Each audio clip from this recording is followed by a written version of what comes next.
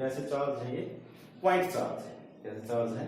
Point charge की बात कर रहे हैं। तो F डायरेक्टली प्रोपोर्शनल क्या हो तो inversely proportional to r square. जो हमने आर क्या इनके बीच में सेपरेशन लिया, तो F किसके प्रोपोर्शनल हो गया? क्या टू बाई आर स्क्वायर। यहाँ भी मैग्नीट्यूड है, फोर्स का भी क्या ले रहे हैं हम? मैग्नीट्यूड ले रहे हैं। तो अगर इस कांस्टेंट ऑफ प्रोपोर्शनलिटी बढ़ाते हैं तो हम यहाँ कांस्टेंट का यूज करते हैं के Q1 Q2 by r square. तो here K is the electrostatic constant, electrostatic constant या कूलॉमियन कांस्टेंट। इलेक्ट्रोस्टैटिक कांस्टेंट बोल देते हैं इसको, या कूलॉम कांस्टेंट बोल देते हैं। ये हमने क्या यूज किया? कांस्टेंट ऑफ प्रोपोर्शनलिटी यूज की। किसी भी प्रोपोर्शनलिटी को हटाने के लिए हम क्या यूज करते हैं? कांस्टेंट यूज करते हैं। तो के क्या है यहाँ? इलेक्ट्रोस्टैटिक कांस्टेंट बोल देते हैं या कूलॉम कांस्टेंट बोल देते हैं। तो यहाँ पे देखो जो के है, हमने बता दिया भाई फोर्स जो होगा वो मैग्नीट्यूड जो फोर्स का होगा वो डायरेक्टली प्रोपोर्शनल होगा प्रोडक्ट ऑफ टू चार्जेस के और इनवर्सली प्रोपोर्शनल आर स्क्वायर के। तो यहां से देखो ये किसको फॉलो कर रहा है? अगर हम इसकी बात करें, इसको हम कर सकते हैं अभी हम, तो यहां से देखिए अगर हम ये किसको फॉलो कर रहे हैं? F इज इक्वल टू के Q1 Q2 by r square. देखो हमने पढ़ा था gravitational law, universal law of gravitation. वहां पे क्या होता है? F is equal to Gm1m2 by r square. तो वहां इनवर्स में क्या है? आर है। तो किसको फॉलो कर रहा है? Inverse square. इसको फॉलो कर रहा है inverse square, inverse square rule. इसको फॉलो कर रहा है इनवर्स स्क्वायर रूल को भी क्या कर रहा है ये? बात करते हैं इसके की। तो ये के क्या है? तो के डिपेंड सिस्टम ऑफ यूनिट, तो सिस्टम ऑफ यूनिट, और एक डिपेंड करता है नेचर ऑफ मीडियम। मतलब दो चार्ज जो रखे हैं हमने वो कहाँ रखे हैं? वैक्यूम में रखे हैं, एयर में रखे हैं। जैसे मीडियम होता है, वैक्यूम हो गया, एयर हो गया, या वाटर हो गया हमारे पास, या फिर कोई भी प्लास्टिक ऑब्जेक्ट है उनके बीच में रख दिया, फिर ग्लास हो गया हमारे पास। ये सभी क्या है? मीडियम। एक की जो वैल्यू होती है, जो कांस्टेंट है हमारे पास, इलेक्ट्रोस्टैटिक कांस्टेंट या फोर्स कांस्टेंट या कूलॉम कांस्टेंट, वो किस पे डिपेंड करता है? सिस्टम ऑफ यूनिट पे, नेचर ऑफ मीडियम पे। Nature of medium between charge के बीच में मीडियम कैसे? Between charge. तो देखो के की वैल्यू हम क्या यूज करते हैं? जब इलेक्ट्रोडायनेमिक्स आया है तो इलेक्ट्रोडायनेमिक्स के ऊपर सभी साइंटिस्ट ने बहुत स्टडी किया, सभी उसके ऊपर स्टडी कर रहे थे। तो उस टाइम एक पॉपुलर यूनिट थी जिसका हम यूज करते थे इलेक्ट्रोडायनेमिक्स की अंदर। तो इलेक्ट्रोडायनेमिक्स के अंदर हम क्या यूज करते थे? Gaussian system. इलेक्ट्रोडायनेमिक्स जब आया तो उसके अंदर बहुत से साइंटिस्ट ने इवोल्यूशन किया। तो इलेक्ट्रोडायनेमिक्स के अंदर हम एक यूनिट सिस्टम था यूनिट का, उसका यूज करते थे, उसको बोलते थे गॉसियन यूनिट, गॉसियन सिस्टम। इसका यूज करते थे गॉसियन सिस्टम का। तो गॉसियन सिस्टम का यूज करते थे, तो उसके अंदर जो के की वैल्यू है उसको हम क्या पुट कर लेते हैं? 1 कर लेते हैं। इलेक्ट्रोडायनेमिक्स के अंदर उस टाइम हम गॉसियन सिस्टम का यूज करते थे। अब भी इलेक्ट्रोडायनेमिक्स के बुक में गॉसियन सिस्टम के अंदर क्या दे रखी है? यूनिट दे रखी है। जो गॉसियन सिस्टम वाली जो यूनिट थी, देखो सिस्टम यूनिट में हम पढ़ रहे थे, सिस्टम यूनिट बताया, तो ये सीजीएस भी होती है, एसआई यूनिट भी होती है, एफपीएस भी होती है, एमकेएस भी होती है। तो जो गॉसियन सिस्टम वाली जो यूनिट थी वो सब सिस्टम है किसका? सीजीएस का। सब सिस्टम है किसका? सीजीएस का। जो गॉसियन सिस्टम था वो सब सिस्टम था किसका? अब ये जो फिलहाल हम यूज करते हैं जो गॉसियन सिस्टम, वो सब सिस्टम है किसका? सीजीएस का। तो यानी सीजीएस के अंदर भी हम के की वैल्यू क्या लिख देते हैं? 1 लिख देते हैं। सीजीएस के अंदर हम के की वैल्यू क्या लिख देते हैं? 1 लिख देते हैं। इसके बाद जो एक और फेमस सिस्टम था यूनिट का, जिसको नाम दिया गया Lorentz Heaviside system. Lorentz Heaviside system. तो इसके अंदर हम क्या यूज करते थे? के की जगह यूज करते थे 1/4 पाई। देखो इलेक्ट्रोडायनेमिक्स के अंदर मैक्सवेल ने एक बहुत बड़ा कंट्रीब्यूशन दिया था, तो मैक्सवेल इक्वेशन जो बोलते हैं, तो वो मैक्सवेल इक्वेशन जो थी वो गॉसियन सिस्टम में थी। थोड़ा ध्यान से सुनो, जो मैक्सवेल जो इक्वेशन थी, अभी हम आगे हायर क्लासेस में पढ़ेंगे मैक्सवेल इक्वेशन के बारे में, जो इलेक्ट्रिक फील्ड मैग्नेटिक फील्ड के बीच में रिलेशन देती है। जो मैक्सवेल इक्वेशन थी वो इलेक्ट्रोडायनेमिक्स के अंदर क्या थी, बहुत फेमस थी। तो मैक्सवेल इक्वेशन को एप्रोप्रिएट और प्रॉपर वे में लिखने के लिए, एप्रोप्रिएट वैल्यू लिखने के लिए, बिल्कुल एक्यूरेट वैल्यू लिखने के लिए हम क्या यूज कर लेते थे, k इक्वल टू 1/4πε0। क्या बताया, इलेक्ट्रोडायनेमिक्स के अंदर क्या होती है, गॉसियन सिस्टम यूनिट का हम यूज करते हैं। गॉसियन सिस्टम का जैसे अभी फिलहाल एसआई का करते हैं, सीजीएस का करते हैं, एमकेएस का करते हैं, तो उस वक्त इलेक्ट्रोडायनेमिक्स भाई उसके अंदर हम गॉसियन सिस्टम की यूनिट का यूज करते थे। तो जो अब फिलहाल सब सिस्टम किसका, सीजीएस का, तो उसके अंदर के की वैल्यू हम क्या यूज करते थे, 1 यूज करते थे। लेकिन सीजीएस के अंदर भी फिर क्या लिखने लगे, के की वैल्यू 1 लिखने लगे। एक और सिस्टम था वहां पे, Lorentz Heaviside system. Lorentz Heaviside system के अंदर हम के की वैल्यू क्या लिखते हैं, 1/4π यूज करते थे। के की वैल्यू क्या यूज करते थे हम, 1/4π यूज करते थे। और जो मैक्सवेल इक्वेशन जो दी गई इलेक्ट्रोडायनेमिक्स के अंदर, इनको मोर अप्रोप्रिएट और बिल्कुल प्रॉपर वैल्यू देखने के लिए हम के की जगह फिर क्या यूज करने लगे, 1/4πε0। तो के की वैल्यू 1/4πε0 यूज करते हैं। तो इसके पीछे क्या होगा, हिस्टोरिकल रीजन हो गया, बहुत पुरानी बात है कि जब मैक्सवेल इक्वेशन दी गई तो उसको मोर अप्रोप्रिएट दिखाने के लिए हम के की वैल्यू क्या यूज कर लेते हैं, 1/4πε0। तो के की जो वैल्यू होती है मैथमेटिकली वो होती है 8.9554 into 10⁹9। 8.9554 into 10⁹9। ये हमारी इसकी एक कांस्टेंट वैल्यू, ये क्या है, कांस्टेंट है, तो कांस्टेंट वैल्यू है, ये इसकी कांस्टेंट वैल्यू होती है। अब इसकी अगर यूनिट हम लिखें तो हमने F इज इक्वल टू क्या लिखा, K Q1 Q2/r²। तो यहां से हम K की यूनिट निकाल सकते हैं। तो यूनिट ऑफ K क्या हो जाएंगे, अगर हम यहां से लिखना चाहें यूनिट ऑफ K, तो देखो K को इस साइड रखो, इन सभी को उस साइड भेजो, तो फोर्स की यूनिट क्या होती है, न्यूटन। अब ये नीचे मीटर है, उस साइड जाएगा क्या हो जाएगा, मल्टीप्लाई में, तो न्यूटन मीटर स्क्वायर, और कूलम यहाँ क्या है, मल्टीप्लाई में, उस साइड जाएगा क्या हो जाएगा, न्यूटन मीटर स्क्वायर पर। तो यूनिट तो हम सब लिख सकते हैं, तो न्यूटन मीटर स्क्वायर पर कूलम स्क्वायर। ये किसकी वैल्यू है, के जो होती है 8.9554 into 10⁹9 न्यूटन मीटर स्क्वायर पर कूलम स्क्वायर।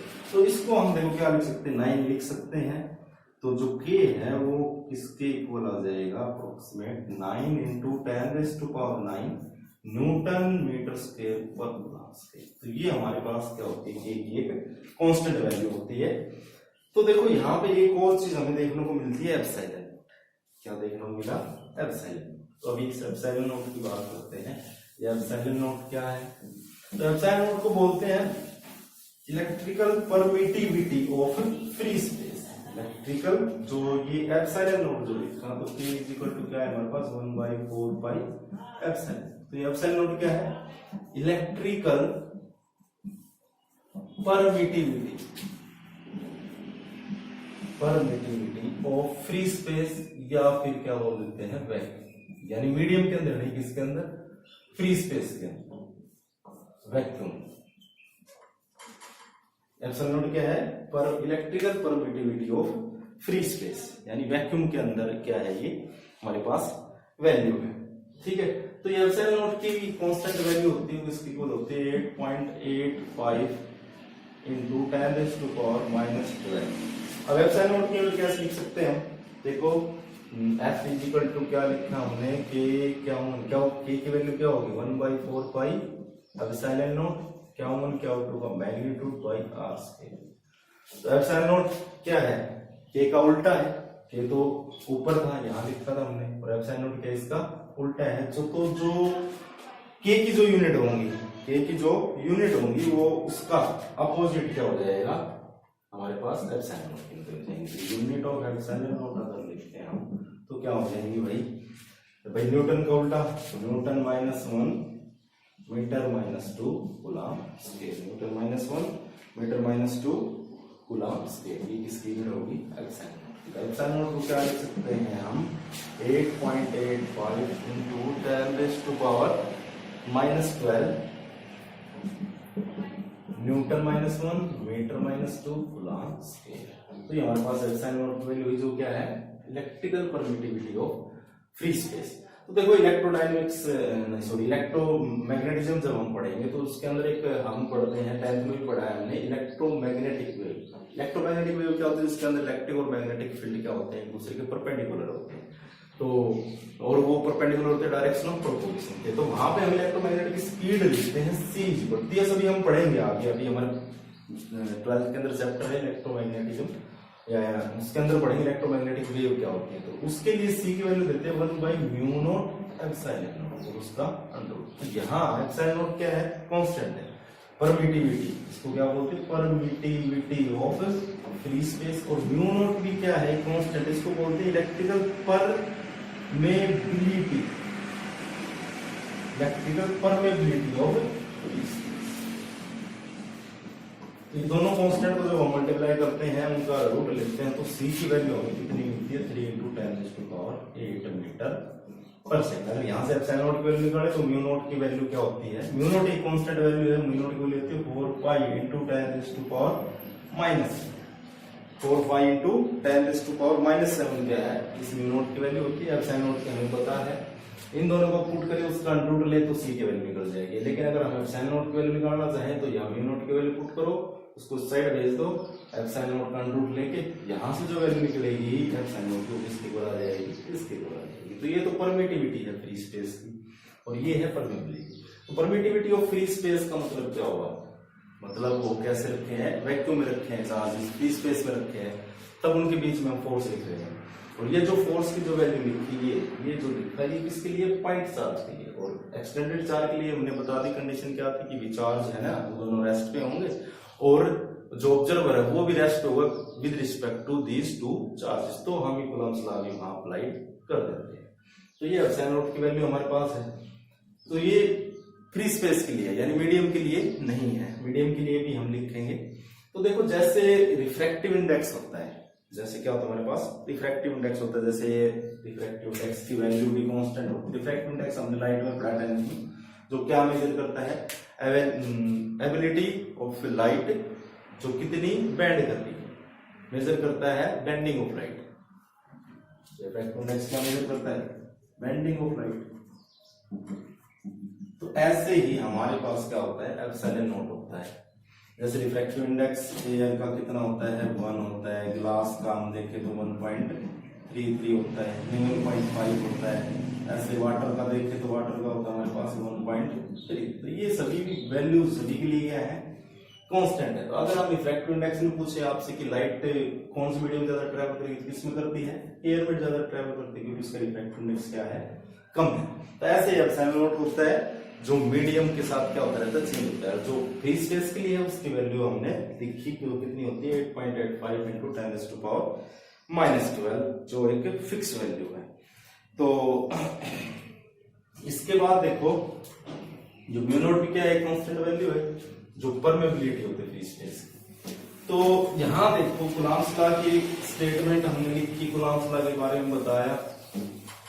अब यहां हम इसको अगर कंपेयर करें ग्रेविटेशनल लॉ से या यूनिवर्सल लॉ ऑफ ग्रेविटेशन से, इससे कंपेयर करें यूनिवर्सल लॉ ऑफ ग्रेविटेशन। देखो F इक्वल टू क्या लिखा हमने? K Q1 Q2/r²। जो फोर्स जो मैग्नीट्यूड है फोर्स का दो चार्जेस के बीच में वो क्या होगा? Q1 Q2 मैग्नीट्यूड है उसके नीचे r²।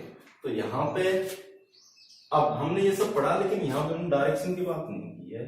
देखो ये दो चार्ज है हमारे पास Q1 Q2 और उनके बीच में सेपरेशन कितना पता है? r। सेंटर से जिनका सेंटर है वहां से सेपरेशन। तो फोर्स की अगर बात करें तो फोर्स की जो डायरेक्शन होगी वो क्या होगी? The direction of force is act along line joining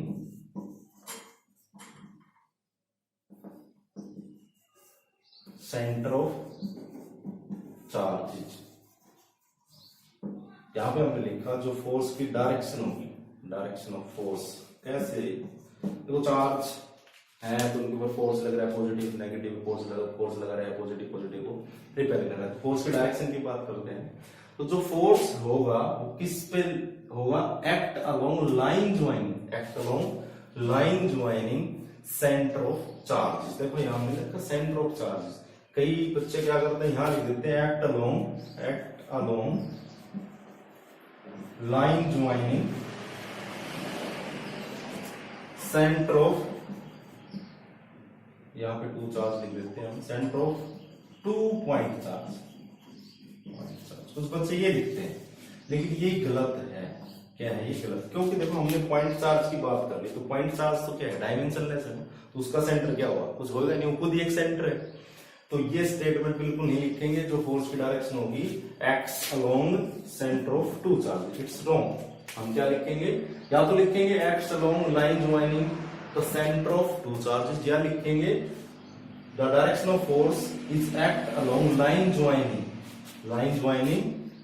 क्या लिखेंगे, line joining the two point charge. वहां पे सेंटर नहीं लिखेंगे क्योंकि ये क्या है, बिल्कुल रॉन्ग है। जो पॉइंट चार्ज वो खुद ही डायमेंशनलेस, उसका सेंटर क्या होगा, तो ये बात लिखनी बहुत इंपॉर्टेंट है। देखो छोटी छोटी बातें बहुत वो होती है, तो एक्चुअली क्या लिखेंगे, acts along line joining centre of two charge, या फिर लिखेंगे acts along line joining two point charge लिखेंगे, सेंटर लिखेंगे, क्या है खुद एक डायमेंशनलेस, उसका डायमेंशन है, पॉइंट बोला तो बिल्कुल पॉइंट की तरह खुद एक सेंटर हो गया। या फिर लिखो acts along line joining centre of two charges. तो ये हमने फोर्स की बात की, इनके बीच में फोर्स कैसे लाई करेगा, जहां पे वो चार्ज है उसी लाइन पे फोर्स लगेगा। जैसे यहाँ बात करेंगे दोनों, एक पॉजिटिव है एक नेगेटिव है, तो ये इसको रिपेल करेगा, ये इसको अट्रैक्ट करेगा, ये इसको अट्रैक्ट करेगा, तो फोर्स की डायरेक्शन क्या होगी, कुछ ऐसे होगी। या फिर दोनों पॉजिटिव हो तो दोनों पॉजिटिव लेते हैं तो ये इसको रिपेल करेगा, ये इसको रिपेल करेगा, तो इस पे फोर्स ऐसे लग गया, इस पे फोर्स ऐसे लग गया। तो ये देखो लाइन जो ज्वाइन करा रही सेंटर की वहीं से लिखा है। अब ये सेंटर कहां से लेंगे, कैसे लेंगे, तो देखो सेंटर की बात करें हम तो सेंटर ज्योमेट्रिक सेंटर नहीं, ज्योमेट्रिक सेंटर को हम सेंटर नहीं मान सकते। जैसे हमारे पास दो बॉडी है, अगर हमें एक बॉडी ये है और एक बॉडी ये है, तो इस पे मान लिया चार्ज ये है,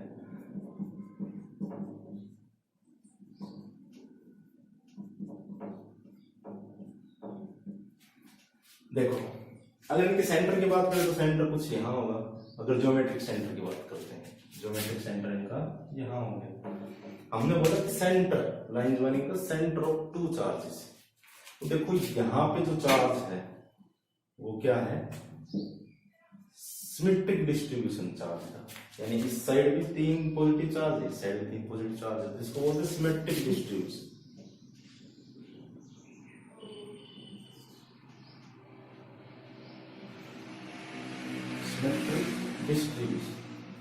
सिमेट्रिक डिस्ट्रीब्यूशन है इसका चार्ज का, charge symmetrically distributed, uniformly distributed है। तो वहां पे सेंटर कहां ले सकते हैं हम, जो उसका जियोमेट्रिक सेंटर है वहां पे कोई भी ऑब्जेक्ट उसका बीच का जो बिल्कुल मिड पॉइंट होता है उसको जियोमेट्रिक सेंटर मान सकते हैं। लेकिन अगर कुछ ऐसी कंडीशन होती है, साइड चार पॉजिटिव चार्ज है, साइड 1 2 3 4 5 पॉजिटिव चार्ज है, तो यहाँ पे जो सेंटर होगा वो जियोमेट्रिक सेंटर हम कतई नहीं लेंगे। क्या लेंगे, जिस साइड उसका चार्ज का डिस्ट्रीब्यूशन ज्यादा है वहां पे देखेंगे कि चार्ज कहाँ कंसंट्रेटेड है। सिमेट्रिक चार्ज डिस्ट्रीब्यूशन हमने पढ़ा है, हम आगे भी पढ़ेंगे। सिमेट्रिक चार्ज डिस्ट्रीब्यूशन लेंथ के ऊपर, वॉल्यूम के ऊपर, सरफेस के ऊपर कैसे होता है।